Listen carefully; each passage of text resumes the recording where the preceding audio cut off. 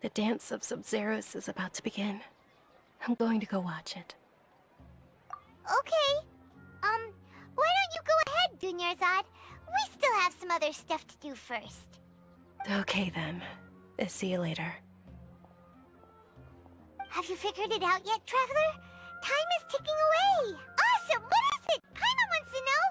Oh, wait, no. Let's meet up with Nahida first. You can tell us both together. This time, we're gonna get to the truth.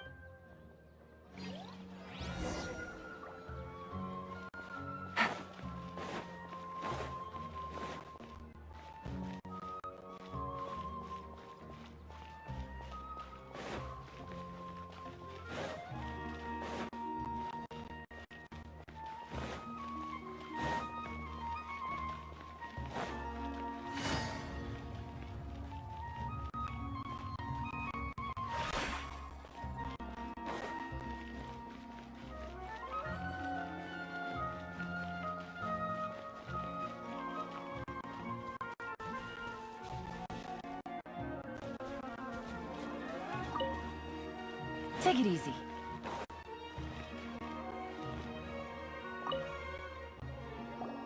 You're back! I've been waiting forever for you two. Judging by the looks on your faces, are you ready to take your Sub-Zero's exam and graduate from the festival? Okay. First off, have you discovered the hidden truth?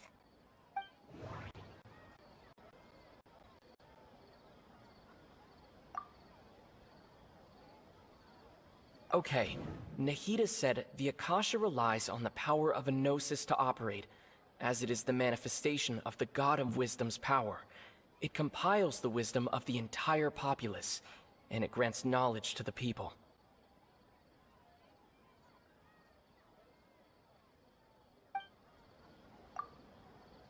We've already experienced the Sub-Zero's festival many times, and the day of the festival seems to be in a perpetual samsara. All the bizarre spaces I saw outside the city had one thing in common: a lack of human presence. Those spaces remind me of dreams, like the one I had in the Avidia Forest, except these have no sign of human presence.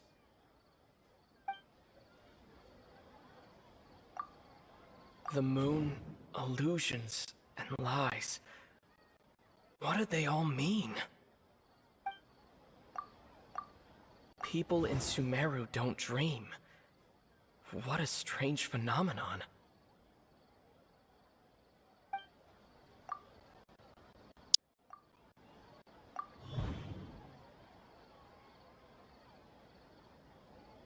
We are all in a dream. It isn't that the people of Sumeru don't dream. Rather, the Akasha is taking their dreams from them.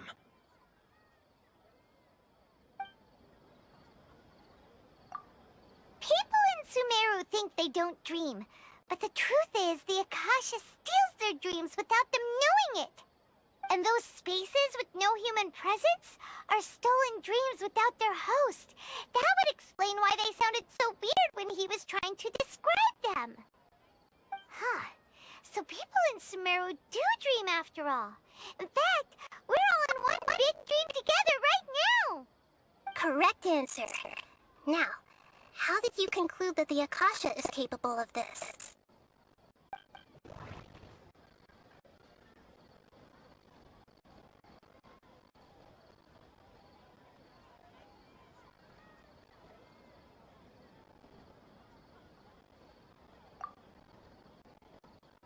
It compiles the wisdom of the entire populace. And it grants knowledge to the people. It is the manifestation of the God of Wisdom's power. The Akasha relies on the power of a Gnosis to operate. It compiles the wisdom of the entire populace. That doesn't sound right. I need to carefully think things. That doesn't sound right.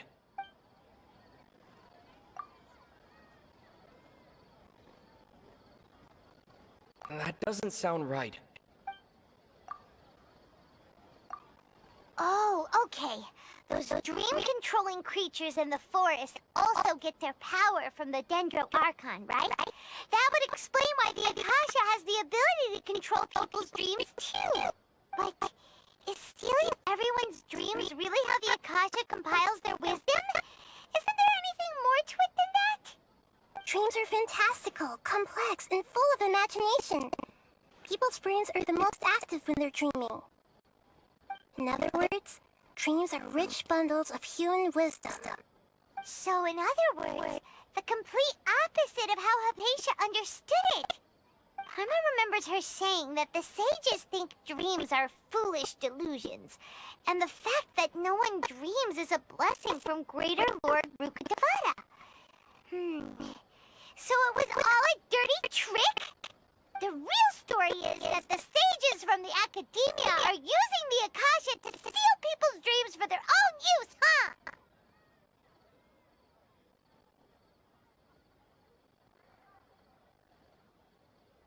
Oh? By the sounds of it, you understand the current situation pretty well. So then, what about the samsara?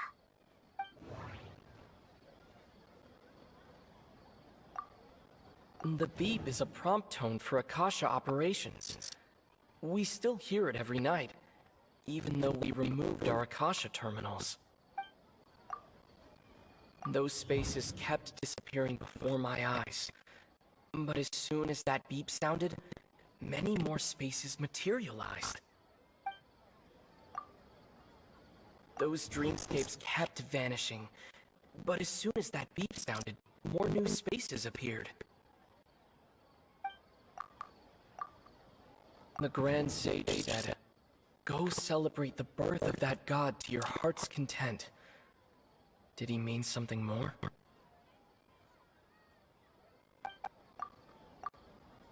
My mind feels exhausted, even though I haven't done too much thinking. What is going on? We've already experienced the Sub-Zeru's festival many times, and the day of the festival seems to be in a perpetual samsara.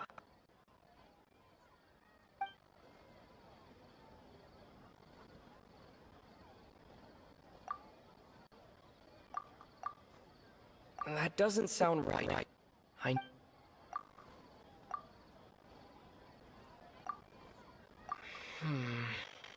I can't...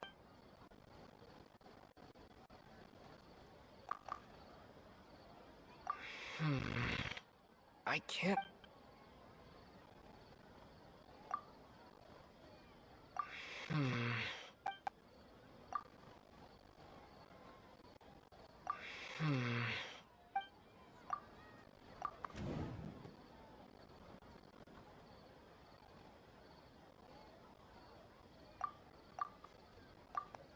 Correct. The Akasha is keeping each person's brain in a constant dream state, but also separating their consciousness from their own dream. Their disembodied consciousness is placed inside the collective dream of the Sub-Zeru's festival along with everyone else's, while their now vacant dreams are harvested by the Akasha. No one is any the wiser as another day passes in the dream, and so begins another samsara cycle. People wake up to yet another dream about the Sub-Zeru's festival. The dreams that belong to them are once again harvested by the Akasha, and so it continues. So, this is like a dream factory, and the Akasha is a dream harvesting machine. Did Paimon get that analogy right? Very good, Paimon. Using analogies well is an excellent habit to get into. Okay, so that beep we keep hearing is actually from our real-life Akasha terminals. Taking off our terminals in this dream doesn't do anything. Alright, last question. Who am I?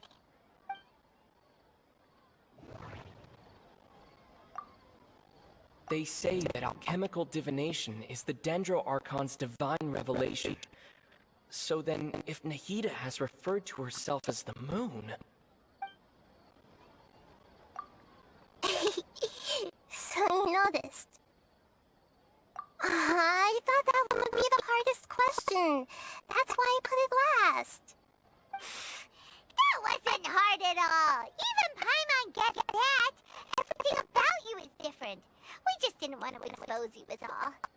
Now that you mention it, Nahida, you've been hinting to us since the very beginning. It's funny.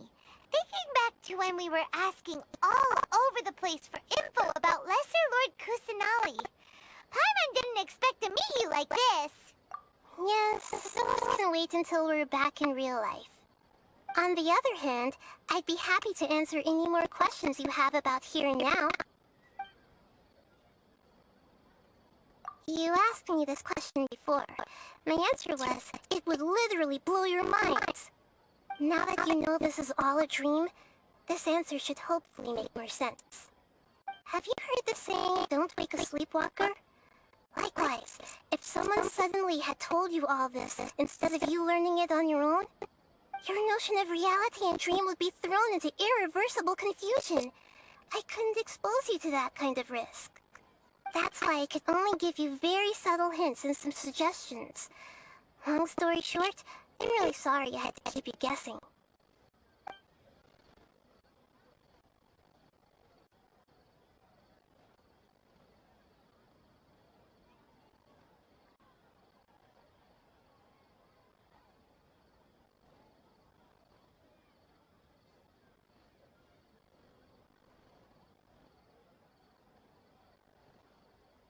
Firstly, this dream we're in is completely based on reality.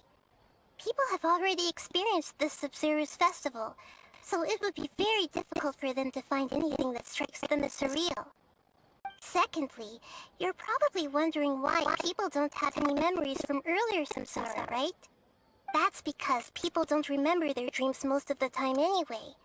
And in any case, their actual dreams are being taken away from them by the Akasha.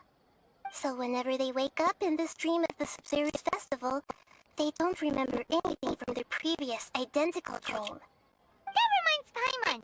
Traveler had a dream when we were in the Avidia forest, but couldn't see what it was about after waking up. Is that an example of what you mean? Yes. Only after receiving the blessing of Dendro can a person gain the Dendro element's dream-enhancing power. That explains the feelings of deja vu. Meanwhile, everyone else has no idea that they are in the Sumeru's festival samsara, while their dreams are stolen from them over and over again. Can humans really keep dreaming forever like this? Will it ever end? And if so, when? You might say your mental fatigue has already answered this question. Eventually, there's only so much that people can tolerate. Especially those whose health is compromised to begin with, like Dunyarzad. This relentless exploitation takes an even harder toll on them. People's lives are at stake here, and nobody knows a thing! We've got to put a stop to this!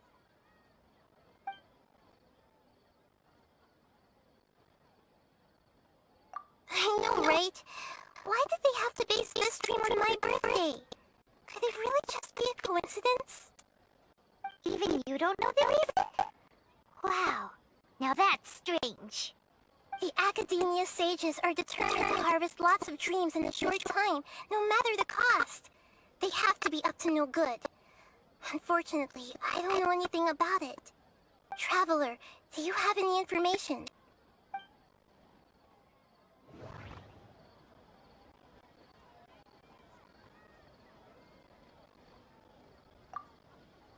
Those spaces remind me of dreams.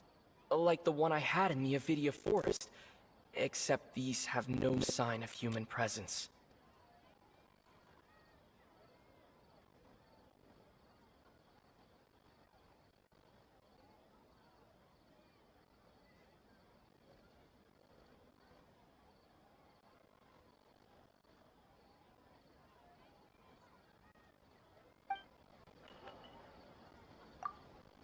Okay, Nahida said the Akasha relies on the power. The Grand Sage said, go celebrate the birth of that god to your heart. celebrate the birth of that god? Could it mean...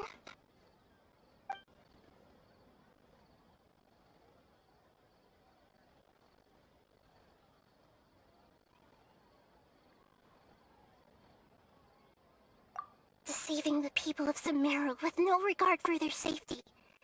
No matter what they're trying to do, this is unforgivable. After we end the Sub-Zero's festival Samsara, we have to look into them. How can the sages of the Academia do this behind their Archon's back? This is ridiculous! In the end, I'm just the moon. The real sun is long gone. A sun and a moon? Nahida's talking in riddles again.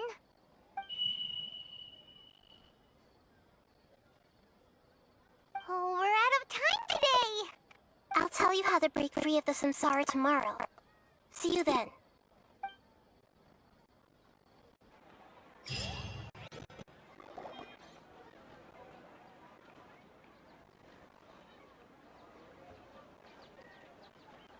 Good morning, Nahida. Wait. Now that Paimon remembers everything, should we instead say good morning, Lesser Lord Kusanali? Hey! What's wrong, Nahida? You don't look too good.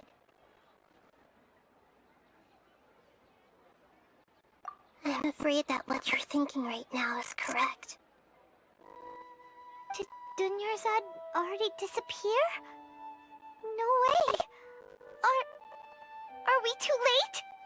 The real Dunyarzad's consciousness has indeed disappeared.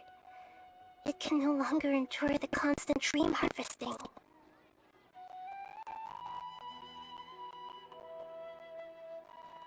Paimon can't believe it.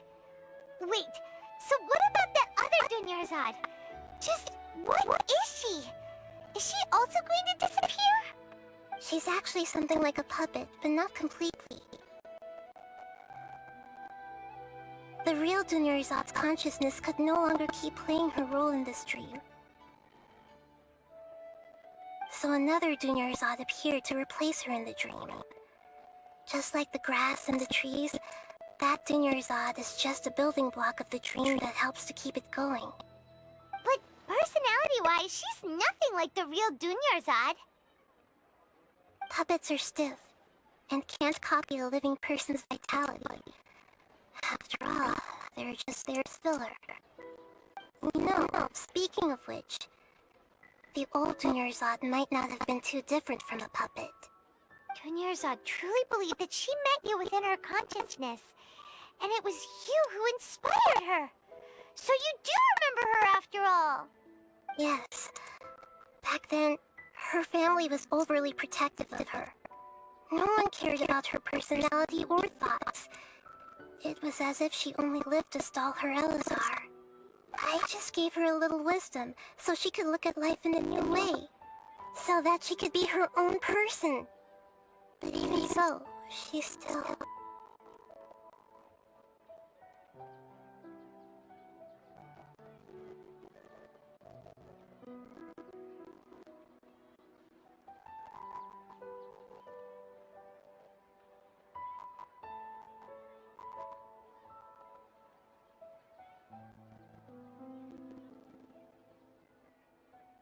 Far from it. I'm still a long way off from being a real Archon. I couldn't even save her. If I were a competent Archon, I wouldn't have let my most faithful follower die at the Sub-Zero's festival with so many regrets.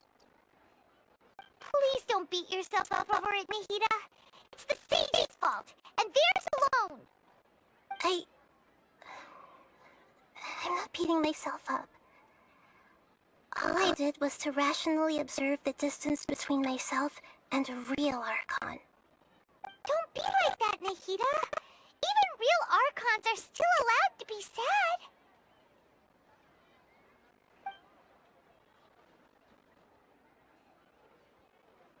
To prevent more tragedies like this, we must end the Samsara as soon as possible. Great, but how do we do that? Although the Sub-Zero's festival dream is under the Akasha's control, only humans can dream. Even the Akasha is unable to create them. That means this dream belongs to a host who created it.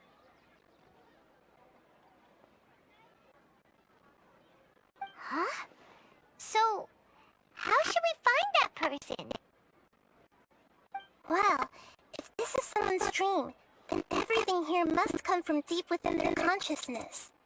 Which means, with the power of imagination, they can change anything in this dream. Imagination? What do you mean by that? Imagination means breaking through what you perceive as normal. Like when a server at a tavern brings a plate to you, you'd naturally assume that food is on it. However, if you're the dream's host and you become aware that you're dreaming, when you imagine gold and more on the plate, the dream will respond in kind, and the server really will bring you gold and more. But right now, our host is unaware that this is a dream. No matter how many times they're served, it will always be food. Find some way to make that person realize that they're dreaming. Usually, once that happens, the person will wake up and the dream samsara will be broken. How are we going to find them, though? If it could be anyone, it'd be like looking for a needle in a haystack. And even if we did find them, how are we supposed to make them realize they're dreaming? After all, like you said, don't wake a sleepwalker. It's extremely difficult, yes. But the only ones who can do it are you two. Remember, everything you've achieved up to this point has all been for the sake of finding the host and ending the samsara. As for me, during this time, I'll be out of town. Out of town? Are you going to that place full of dreams where the traveler went? Yes, I want to try something. There must still be a small wisp of possibility. Hurry and go. Dreams are supposed to be fantastical, romantic, and full of pleasant surprises. Unnecessary things like this samsara need to end. Paimon's still a little upset that we've come this far only for Dunyarzad to... She was such a good person, with such a simple wish. But fate was against her. Yeah, saving Dunyarzad is what kept us going this whole time. But we mustn't lose hope, Traveler. Dunyarzad would definitely want to see us save everyone else. So let's break the samsara for her sake. Paimon's wondering, do you think the sages would get one of their own to be the host of this dream? Feels like it would be easier to control it that way, no?